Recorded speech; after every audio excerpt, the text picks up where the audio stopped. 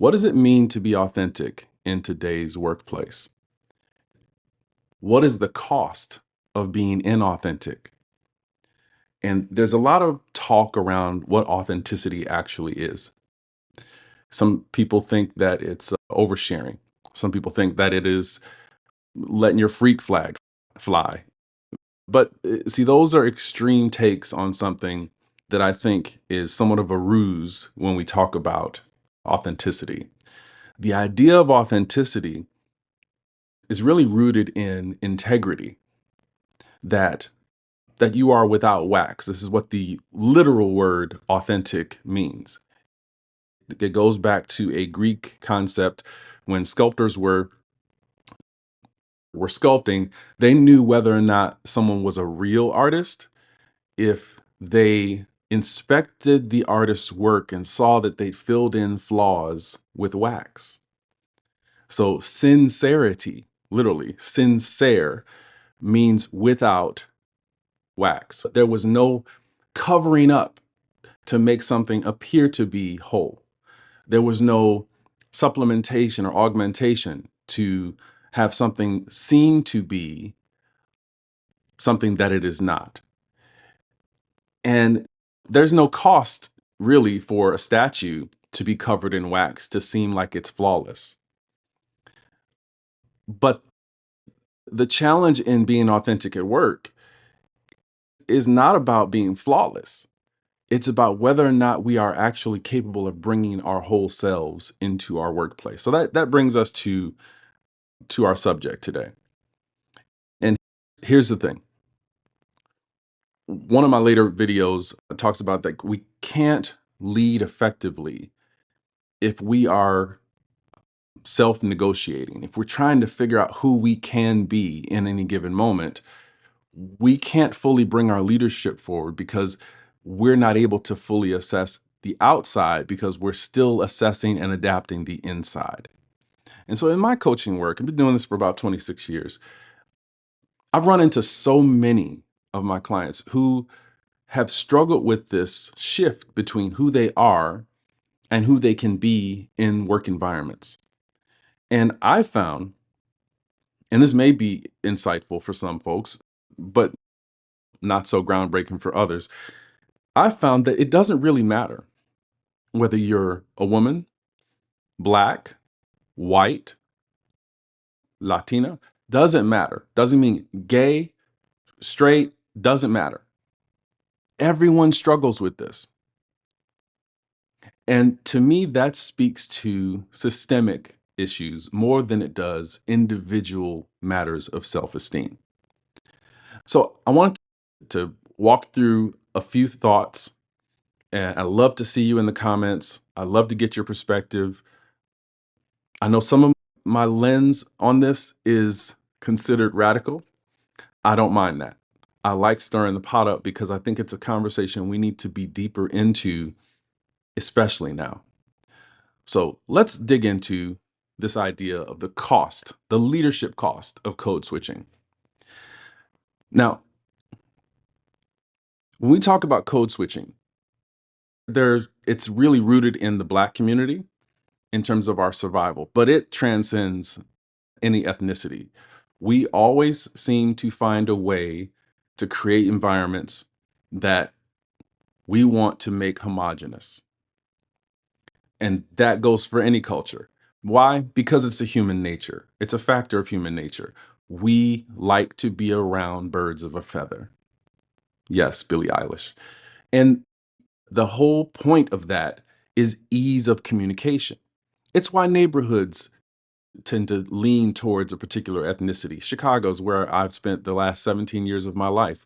And while it's called the most segregated city in America, that's not really an accurate segment or accurate statement. People have chosen to live in affinity groups.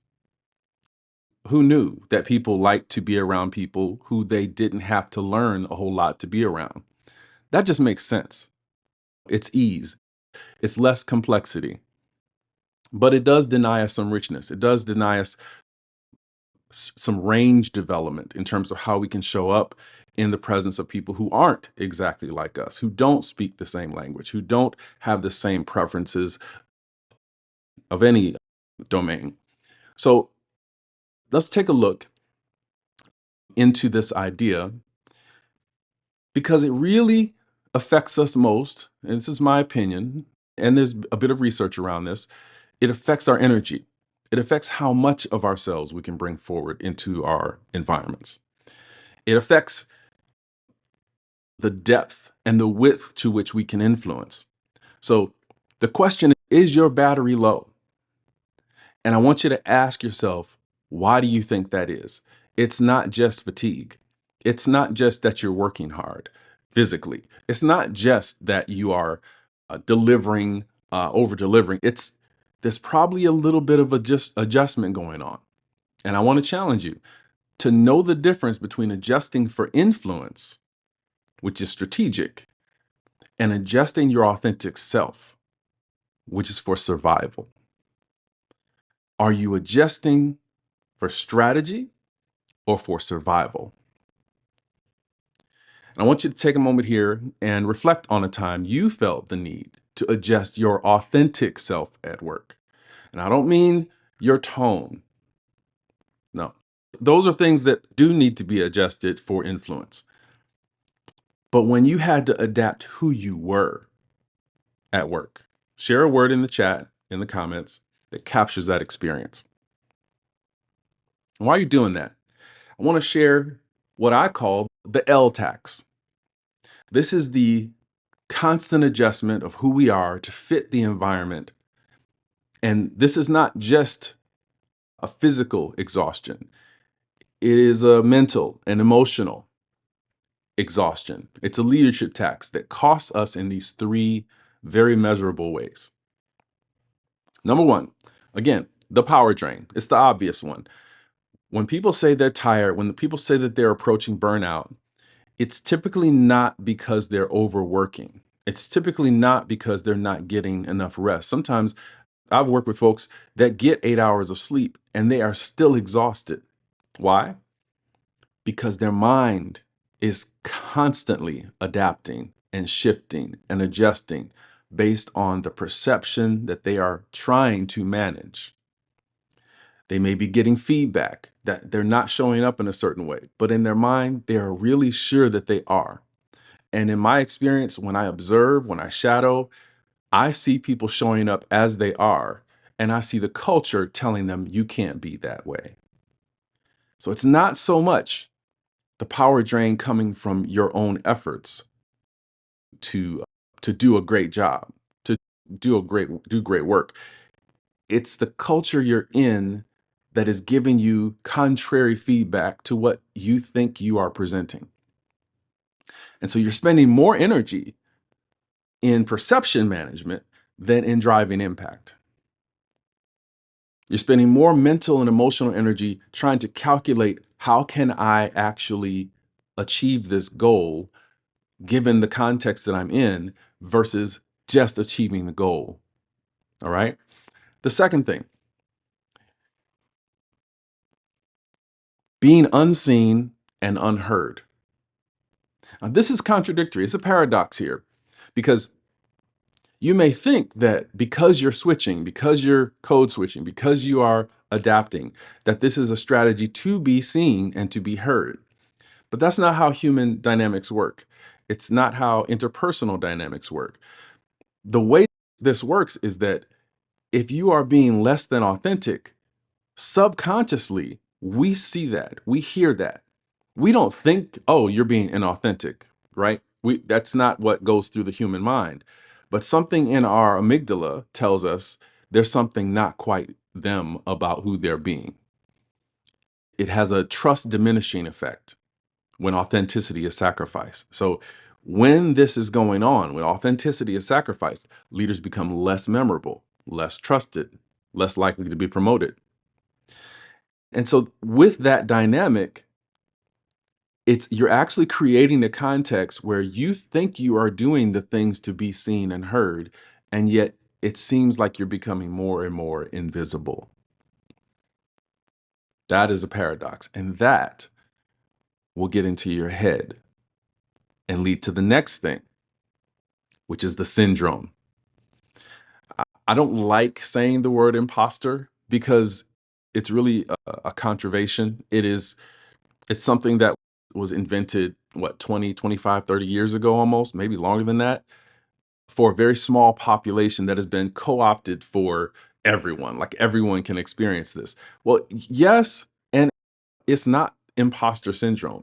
That's not really what's happening here. This is a normal thing in the life of a human to take on a new role and not feel like it's yours and not feel like you know what to do because you don't. In Western culture, it's like the only culture where you're expected to be perfect and you've never done it before, ever. And so the idea of imposter syndrome is an oxymoron to me. You are new to something. You're going to feel that. You're going to have a learning curve. It's called conscious incompetence. You know what you don't know. And when you move from conscious incompetence to competence, when you're doing it like it's the back of your hand, no one ever thinks you had imposter syndrome.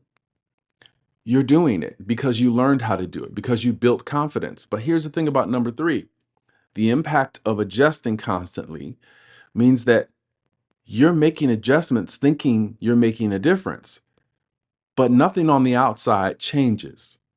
I've seen people work with me over the course of a year, and I see them change. I see how they're showing up differently, and I'll shadow them and see how they're showing up. But the environment doesn't respond to them and tells them, you need to keep working on this.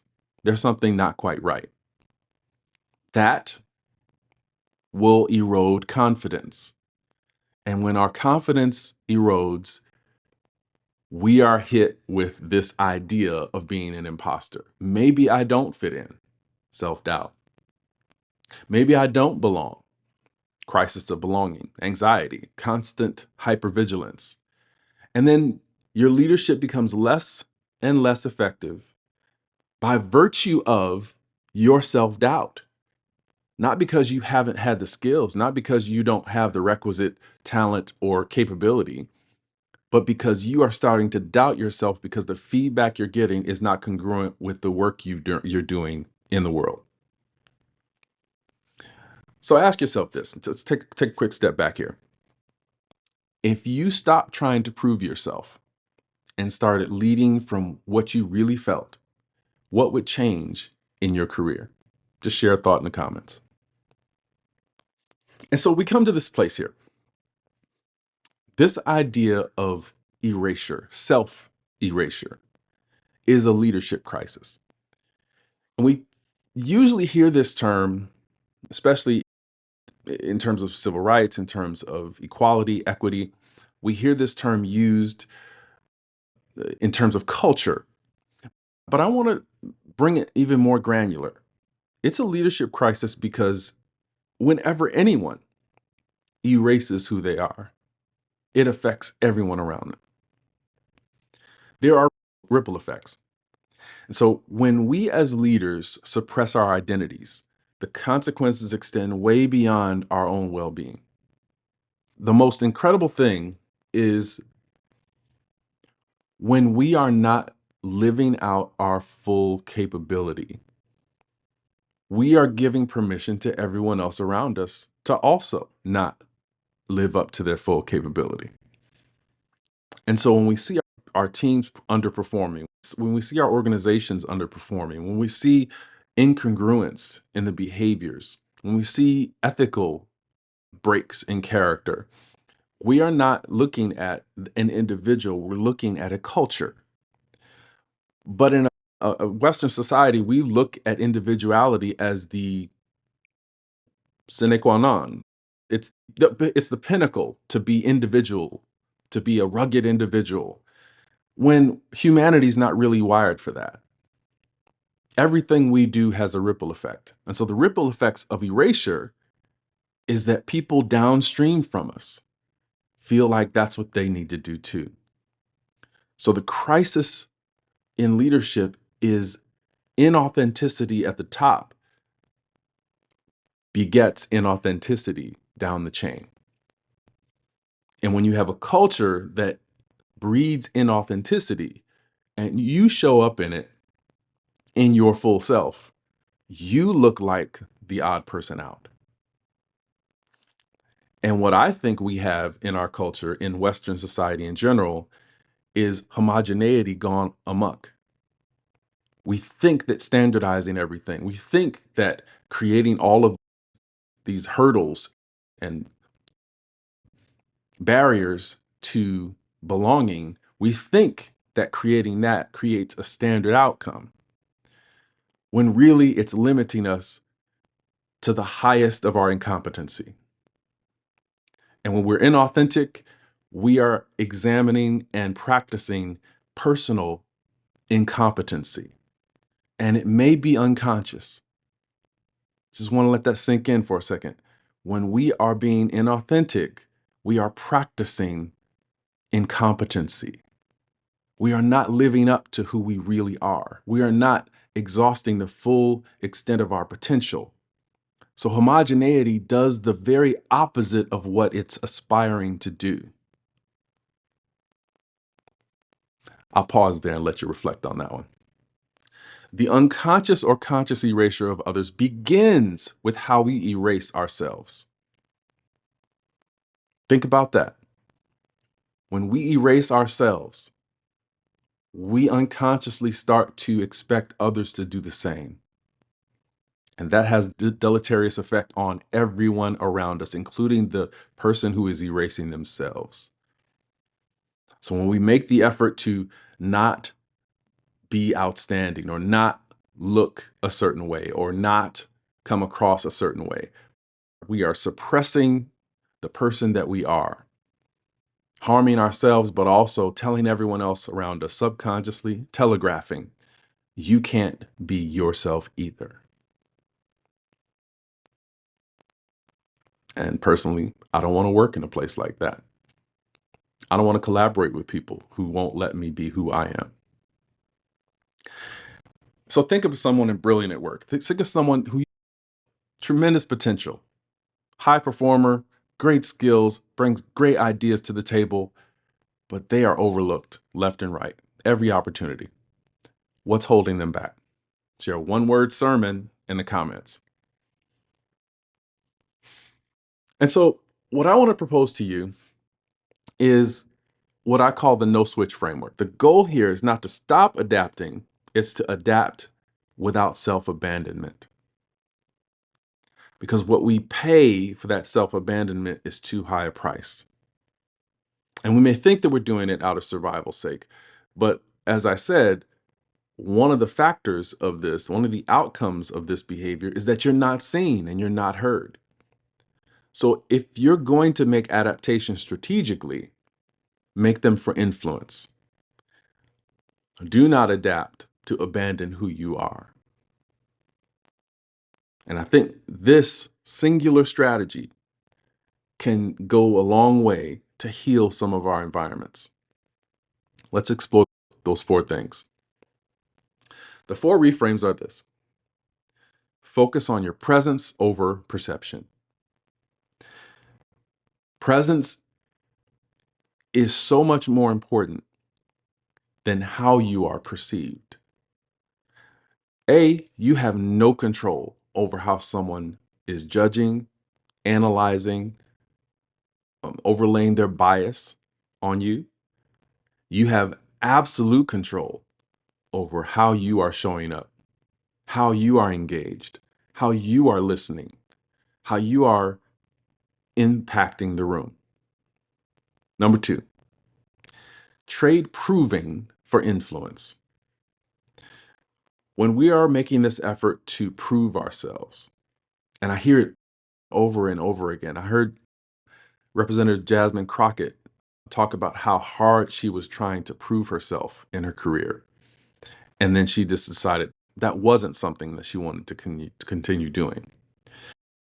And so when we're proving, we're actually placing the locus or location of control outside of ourselves, because proof is the requisite of proof is someone else saying Yes, you are right. Proof demands someone else's point of view. Influence doesn't require someone else to agree. Influence is you pushing your presence. Influence is, I am going to have a fingerprint on this. My ideas matter. My input matters. My adherence to this matters. My challenge here in this issue matters. And here's why. So proving is external. Influence is internal.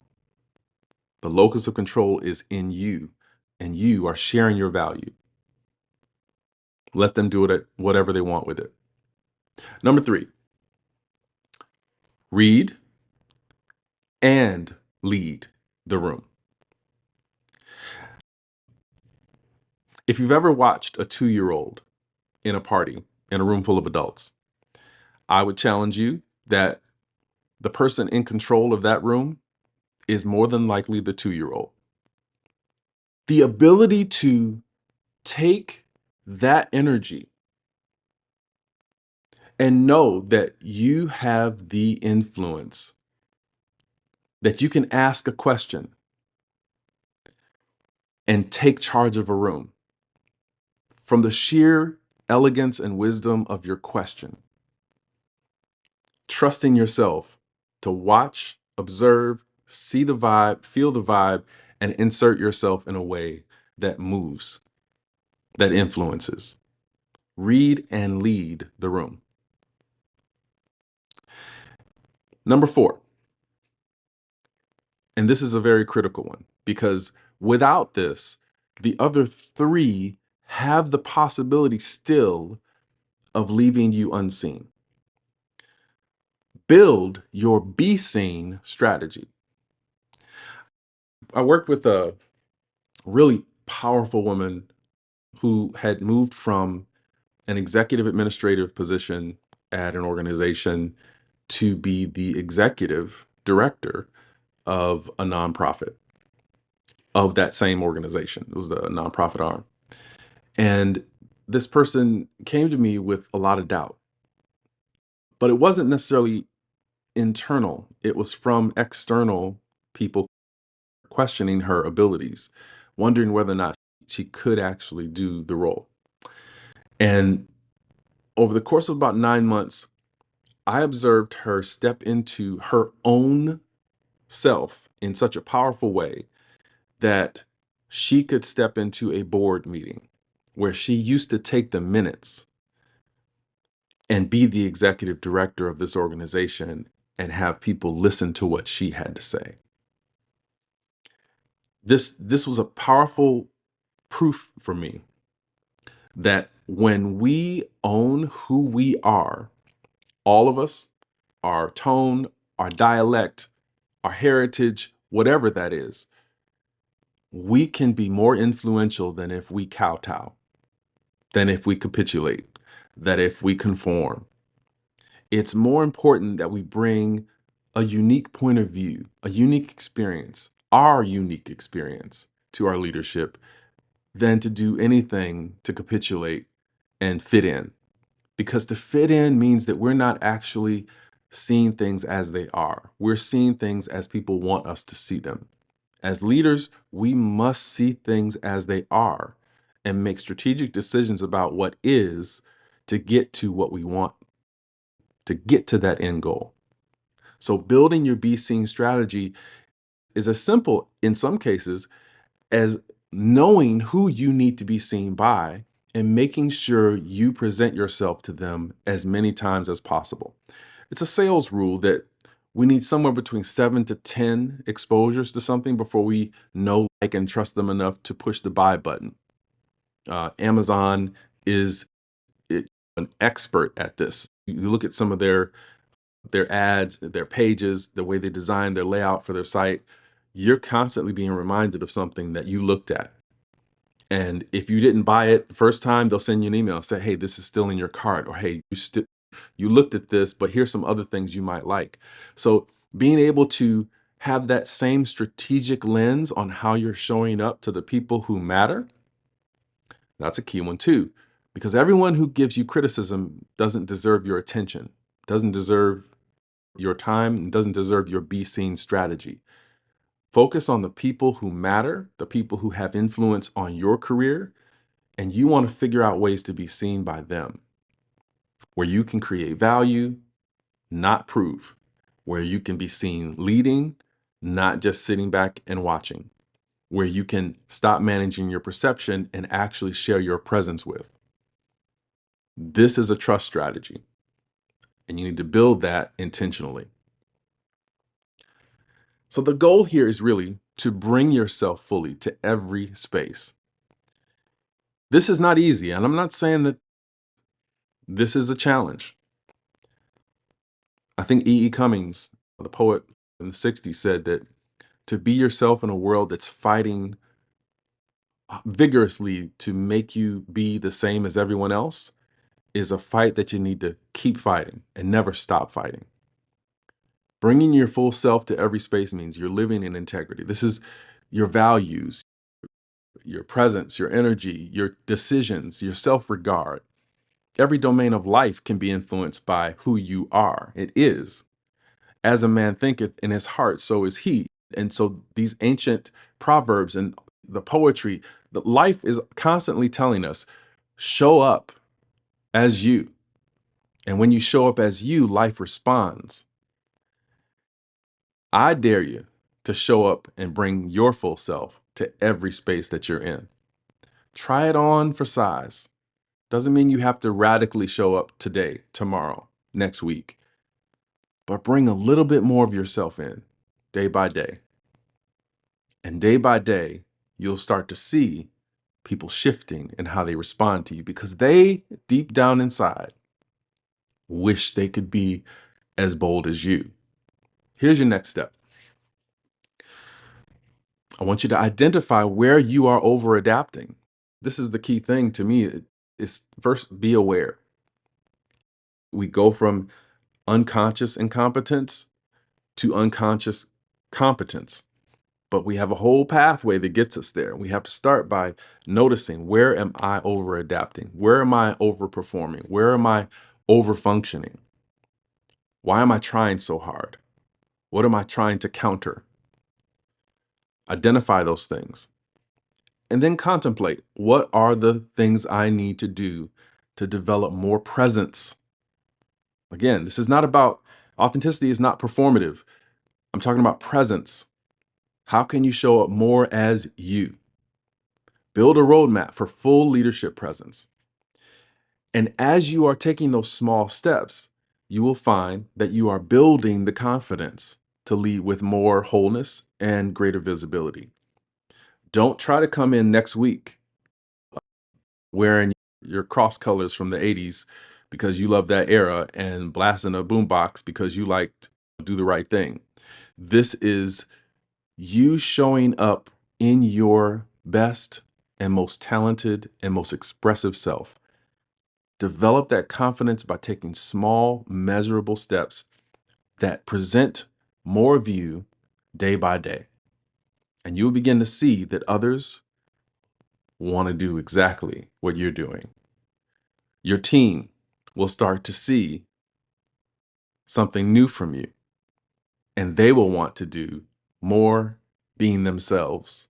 And you'll see the performance of your team begin to expand and exceed your expectations. I want to leave you with this thought. Your leadership is an asset. Why are we treating it like a liability? Why do we think? And I want you to really question where the origin of this question is coming from. Why do we think that if we show up fully, we will be at risk? I know that's a loaded question. Why do we think we will be at risk if we show up fully in our leadership? This is in our communities. This is in our workplaces. This is in our families. This is the very thing that we think we're supposed to be doing with our lives, right? and yet we're holding back. And if you were to assess yourself, would you say you're giving 40%, 50%, 60%, 70% authenticity, 80%, 90 maybe? Why withhold that 10, 20, 30, 40? Why withhold? Why do we think that if we give our whole selves to the work that we say we want to do, that we might lose something? We actually might find something more valuable. I'll leave you with that thought. Thank you so much for taking the time to join me. Wish you well. Take care.